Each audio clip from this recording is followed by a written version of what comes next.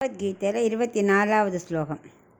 சஞ்சய உவாச்ச ஏவம் முக்தோ ஹ்ருஷிகேஷோ குடாகேஷேன பாரத சேனயோருபயோர்மத்யே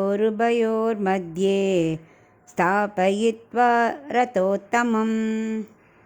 சஞ்சயன் சொல்கிறான் திருதராஷ்டிரன்ட்ட, இந்த குடாகேஷனான அர்ஜுனன், குடாகேஷன்னா தூக்கத்தை வென்றவன்.